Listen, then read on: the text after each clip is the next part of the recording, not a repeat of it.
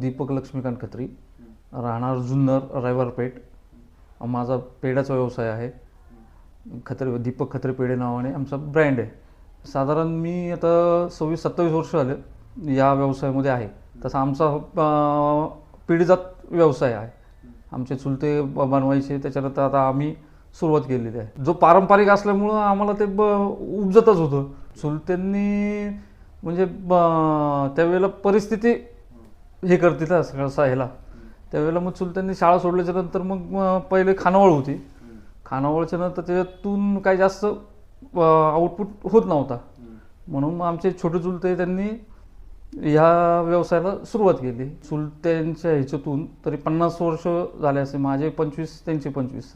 हा माल धाराशिववरनं पुण्यामध्ये येतो आणि पुण्यातून आम्ही म्हशीचा प्युअर क्वालिटीचा खवा, त्याच्यापासून आम्ही हा पेढा बनवतो. पेढा तयार करायची प्रक्रिया म्हणजे खवा भाजणीला ठेवायचा, पूर्ण भाजून घ्यायचा. पूर्ण भाजून झाल्यावरती मग साखर टाकून त्याला मेल्ट करायचा. मेल्ट केल्यावरती मग ती प्रोसेस मशीनमधून फिरल्याच्या नंतर मग एक ठराविक टेम्परेचरपर्यंत गॅस वगैरे हे ठेवून तो बनवायचा. पूर्वी कढई असायची, आपल्या लाकडाचे उंडके टाकून आम्ही चूल वगैरे तयार करायचो आणि चुलीमध्ये भाजून बनवायचो. सोपं म्हणजे जो पहिले कष्ट करायला लागायचे तेवढे आता हे होत नाही. साधारण तरी पाऊण एक दीड तास जातो हे सगळं शांत म्हणजे थंड होऊन काढून घ्यायला. माझ्यासोबत माझी आई, माझी मिसेस, माझा लहान भाऊ आणि मुलं, घरचीच मंडळी सगळे ह्याच्यामध्ये हे करतात. आमचे स्पेशल फक्त कंदी पेढे. आम्ही कंदी पेढेच तयार करतो, फक्त प्युअर खव्याचे पेढे. तर आम्ही होलसेल पण हे करतो आणि रिटेलचं पण काउंटर आहे आमचं रविवारपेठेत जुन्नर येथे.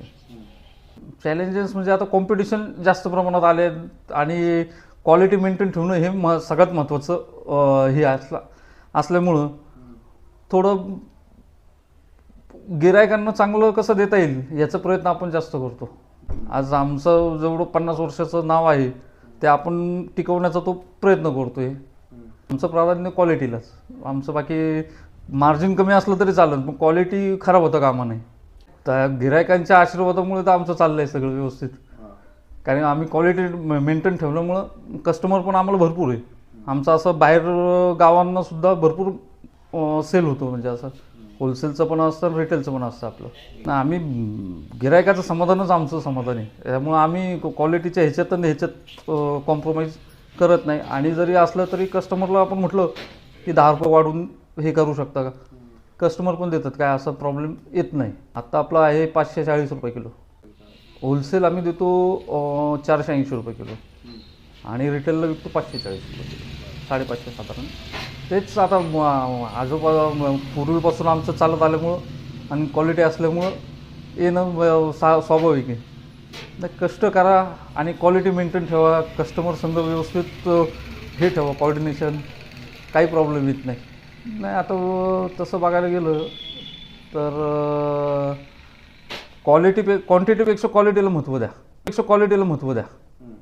बाकी तुम्ही माल किती मिळतो, किती कमी, ह्याच्यामध्ये जास्त पैसा कसा होईल ह्याच्याकडे लक्ष नका देऊ.